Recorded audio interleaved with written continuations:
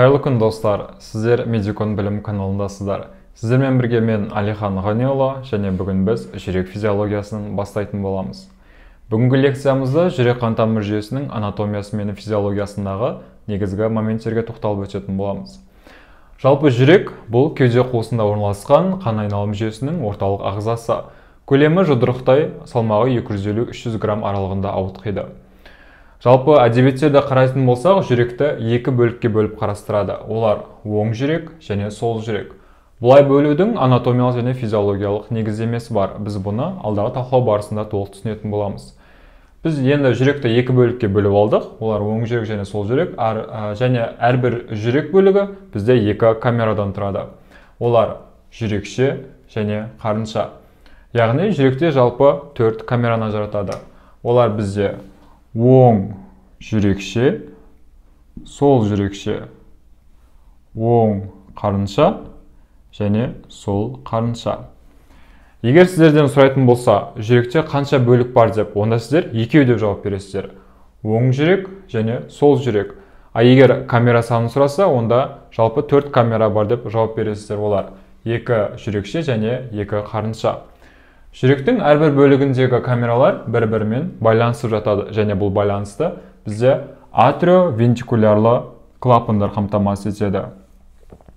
Атриовентикулярлы клапан. Яғни атриовентикулярлы клапан, латынша атриум жүрекше, вентрикулум қарынша. Яғни тікелей аударатын болсақ, атриовентикулярлы клапандар бұл жүрекше қарыншалы клапандар деп аударылады. Құрылысы бойынша бізде жүректің оң бөлігіндегі атриовентикулярлы клапан 3 жармалы болып келеді, және сәйкесінше 3 жармалы клапан, немесе әдебиеттерде көбірек осы терминді кездестіресіздер, ол трикуспидальды клапан. Яғни жүректің оң бөлігіндегі клапан ол трикуспидальды. Ал жүректің сол бөлігіндегі атриовентикуляр клапан олар екі жармалы болып келеді, және сәйкесінше қос жармалы, немесе жиі кездеседі, ол митральды клапан. Митральды клапан.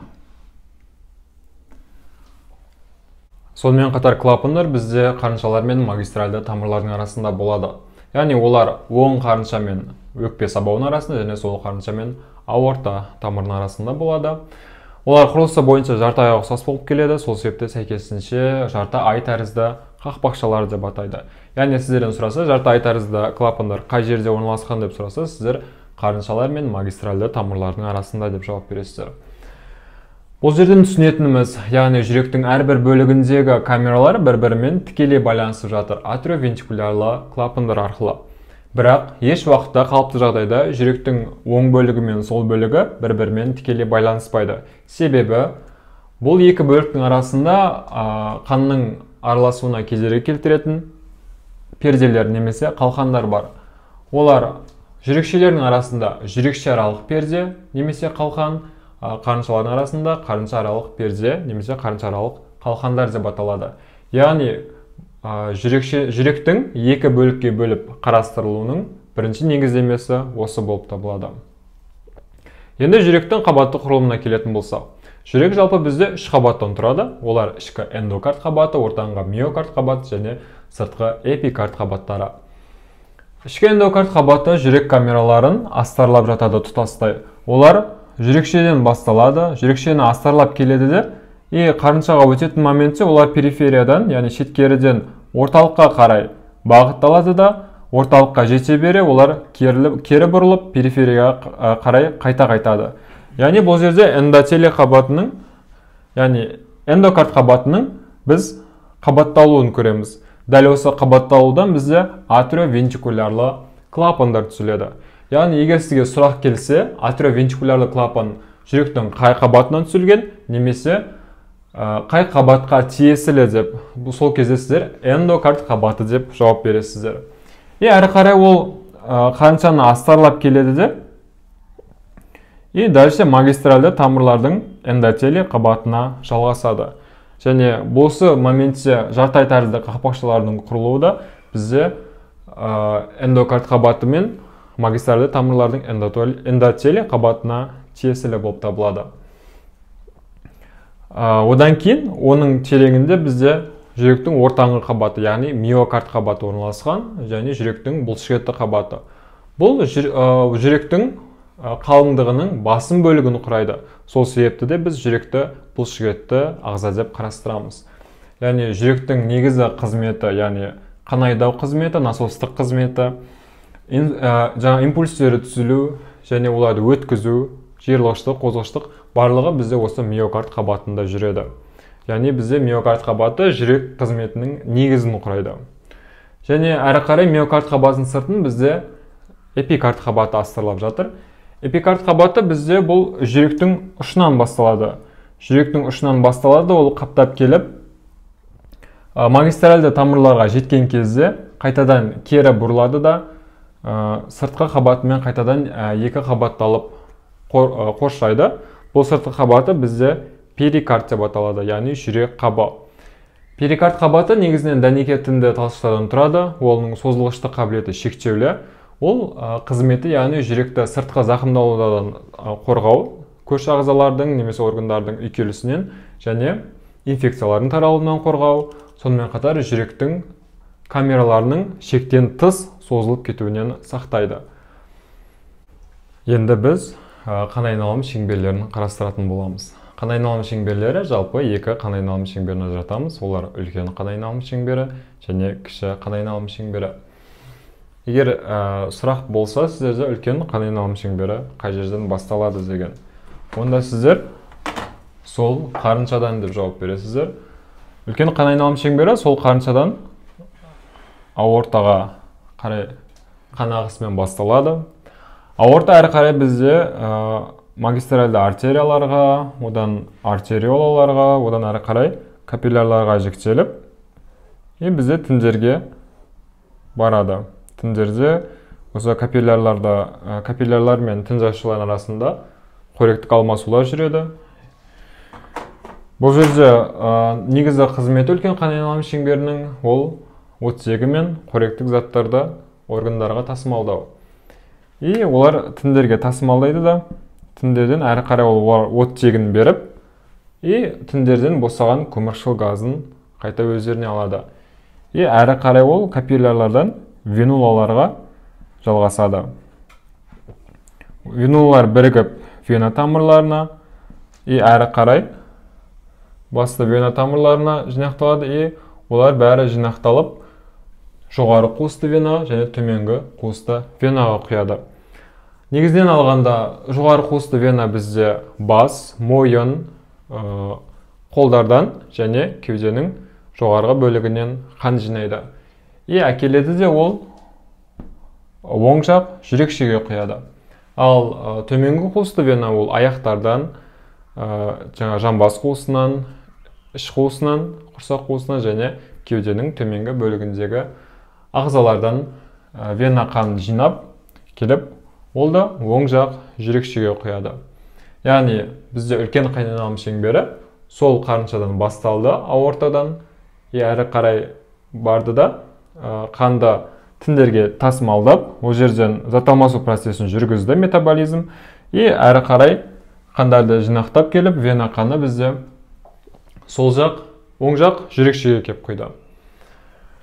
Әрі қарай бұл жерде, яғни бастапқыда артерия қаны шықса, әрі қарай вена тамырларымен вена қаны кеп құйылды. Вена қаны, яғни көміршыл газына қаныққан қан. Бұл жерде көміршыл газының концентрациясы жоғары болады. Ал артерия қанында бізде оттегі концентрациясы жоғары болатын. Енді кіші қан айналым шеңберін қарастыратын болсақ, бұл жерде сол оң жақ жүрекшеге кеп құйған қан әрі қарай атриовентрикулярлы клапан арқылы оң жақ қарыншаға құяды. Дәл осы моментте бізде кіші қан айналым шеңбері басталады. Кіші қан айналым шеңбері оң жақ қарыншадан өкпе сабауына қарай. Өкпе сабауы бұл негізінен әрі қарай өкпе артерияларына жіктеледі. Екі өкпе артериясы бар, сәйкесінше олар екі өкпе бөлігіне барады.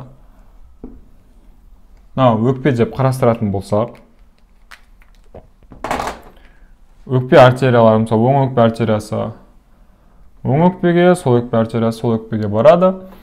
И дальше бұл жерде өкпеге барып, өкпе альвеолалары мен өкпе артерияларының тармақталған капиллярлар арасында бұл жерде де газ алмасу процесі жүреді. Яғни бұл жерде вена қанында бізде СО2 газының концентрациясы жоғары еді. И ол өкпеге барады да оттегі мен көміршіл газын алмастыру жүреді. Альвеолаларға көміршіл газ өтеді, ал артериялар өзіне оттегі қаныққан қанды алады. И дальше бізде бұл жерде оттегі қаныққан қан өкпе веналары арқылы сол жақ жүрекшеге кеп құяды. Жалпы бізде 4 өкпе венасы бар. Яғни бұл жерде ерекшелікті көріп тұрғаныңыздай, бұл жерде қан тамыр артерия деп аталғанымен, оның бойында бізде вена қан ағып жатыр. Себебі бұл жерде көміршіл газының концентрациясы жоғары. Ал өкпе веналары, вена тамырлары болғанмен, ол жерде оттегіге қаныққан қан, яғни артерия қан ағып жатыр. Бұл ерекшелігі, тамырлардың бұлай аталу себебі әрине бұл гистологиялық құрылымына сәйкес болады, бірақ физиологиялық тұрғыдан олардың арнасында керісінше қан ағып жатыр. Осы моментті шатастырып алмаңыздар. Яғни кіші қан айналым шеңбері бізде сол жақ жүрекшеге келіп аяқталды. Әрі қарай қан қайтадан оралым бойынша үлкен қан айналымы өтеді. Осы моментте қанның осылай бір бағытта ағуын қамтамасыз етілуі механизмдері бар. Яғни қан неге бізде тек бір бағытта ағады? Неге қан қайттан бізде мысалы оң жақ, сол жақ қарыншадан сол жақ жүрекшеге құйып, арғы өкпе веналарына бармайды деген сұрақ туындауы мүмкін. Яғни бұл жерде жүректе қанның бір бағытта ағуын реттейтін бірнеше механизмдер бар. Ол ең бірінші механизм ол қысым градиенті. Қан басқа да сұйықтықтар секілді әрдайым қысым жоғары жақтан қысым төмен жаққа қарай ағады. Яғни бізде қуысты веналармен қан келген кезде жоғары қысыммен бұл жерде жүрекше камерасы іші қан мөлшері төмен болады да, сәйкесінше бұл жерде қысым қуысты веналарға қарағанда төмен болады. И бұл жерде қысым градиенті бойынша қуысты веналардағы қан оң жақ жүрекшеге кеп құяды. И бұл жерде сұйықтыққа қанға яғни толғаннан кейін бұл жерде қысым біртіндеп арта бастайды. И оның бұл камерадағы қысым оң жақ қарыншаның қуысындағы қысымнан артқан кезде сұйықтық енді қан бізде жүрекшеден қарыншаға қарай ағады. Дәл осы механизммен ол қысым артқан кезде ары қарай магистральды тамырларға құяды. Бұл бірінші механизм. Екінші механизм бізде бұл клапандар жұмысына тәуелді. Клапан жұмысы. Яғни бұл жерде жүрекше қанға толып жатқан кезде бұл жерде қысым көтерілгенге дейін қанның қарыншаға өтіп кетпеуінен сақтайтын бізде клапандар бар. Клапандар жабық тұрған кезде бұл жерде яғни шектеулі қуыс түледі ғой. И сәйкесінше сұйықтық кеп толған сайын ол жерде қысым арта түседі. Ал белгілі бір градиентке жеткен кезде бізде қан әрі қарай қысыммен ашылуынан клапандардың қарыншаларға қарай өтеді. И дәл осы механизммен ол магистральды тамырларға өтеді. Және дәл осы сәтте қысым көтерілген кезде неге қайтадан ол керісінше бағытқа өтіп кетпейді деген сұрақ туындайды. Өйткені мысалы қарыншаларда қысым артқан кезде мына жерде сұйықтық азайды ғой, қан азайды, және бұл жерде қысым неге төмендеп кету керек. И сәйкесінше бізде қарыншалардың қысымы жүрекшелердің қысымынан басым болып кетеді. Дәл осы механизмде клапандардың керісінше бағытта ашылып кетуі мүмкін еді қысым градиенті бойынша. Дәл осы моментте бізде үшінші механизм рөл ойнайды. Олар бізде қарыншаларда болатын папиллярлы бұлшықетпен и сіңірлі жіпшелер. Егер анатомияны еске түсіретін болсақ, бізде қарыншаларда осындай тазалап жіберейік.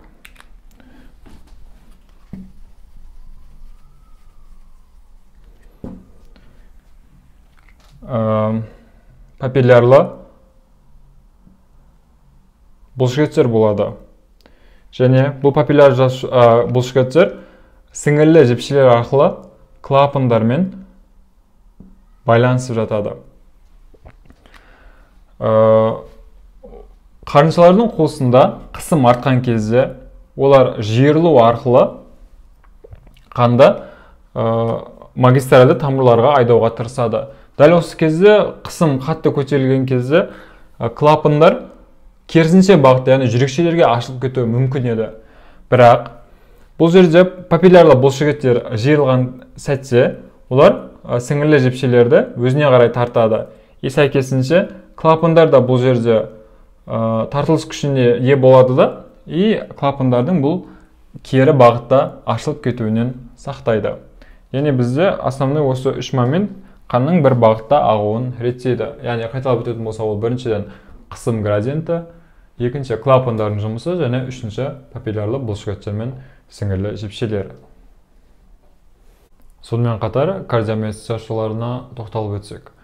Жалпы жүрек жасушалары, яғни кардиомиоциттер бізде құрылысы бойынша екіге бөлінеді. Олар типті кардиомиоциттер және А типті кардиомиоциттер. Бұл екі жасушаның ерекшелігі негізінен типті кардиомиоциттердің көлемі ірірек болып келеді, және бұларда жиырылғыштық филаменттер, яғни актиндер мен миозиндер басым түрде болады. Ал А типті кардиомиоциттер негізінен құрылысы бойынша олар кіші көлемді болып келеді, және бұларда ол жиырылғыш филаменттер, яғни актиндер мен миозиндер, олар салыстырмалы түрде өте аз, немесе кейбір жасушаларда мүлдем болмайды. Яғни осы жерден айырмашылығы типті кардиомиоциттер негізінен жиырылғыштыққа бейім болып келеді, және ол жүректің жиырылу қызметіне жауап беретін миокард қабатының негізін құрайды. Ал А типті кардиомиоциттер негізгі қызметі бұлар негізінен импульс түзуге және өткізуге бейімделген жасушалар, және бұлар жүректің өткізгіш жүйесінің негізін құрайды. Яғни бұны біз алдағы уақытта жүректің өткізгіш жүйесін талқылаған кезде толығына айтып өтетін боламыз. Сонымен қатар кардиомиоциттің құрылыс ерекшелігіне тоқталғым келіп отыр. Егер схемаға қарайтын болсаңыздар, кардиомиоцит жасушалары келедіде бірнеше бұдақшаларға тармақталып, әрі қарай ол бұдақшалар келесі кардиомиоциттерге жалғасып кетеді. Яғни осындай құрылыс ерекшелігі бұл кардиомиоциттерде қозудың өте жылдам өтуіне септігін тигізеді. Әрбір кардиомиоцит жасушалары бір-бірімен көріп тұрсыздар, жолақшалар арқылы байланысқан. Бұл жолақшалар аралық дискілер, немесе кейбір әдебиеттерде кездеседі нексустар, нексус деп аталады.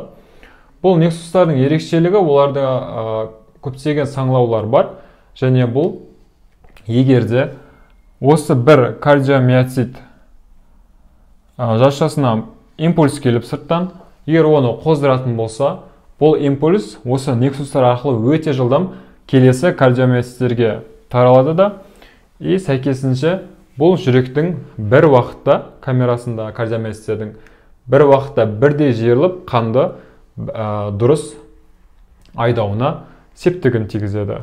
Яғни кардиомиоцит жасушаларының құрылыс ерекшелігі осындай. Бұндай физиологиялық бір бүтін құрылым ретінде қызмет атқару синсити деп аталады. Яғни егер әдебиеттеріңізде синсити деген терминді кездестіретін болсаңыздар, онда осы туралы айтып жатқанын сразу түсінесіздер. Яғни синсити бұл бірнеше жасушалардың бір бүтін құрылым ретінде жұмыс атқаруы. Осымен біздің бүгінгі лекциямыз мәресіне жетті. Назар салып тыңдағандарыңызға рахмет. Пайдаларыңызға асты деген ойдамын. Келесі лекцияларда кездескенше аман сау болыңыздар.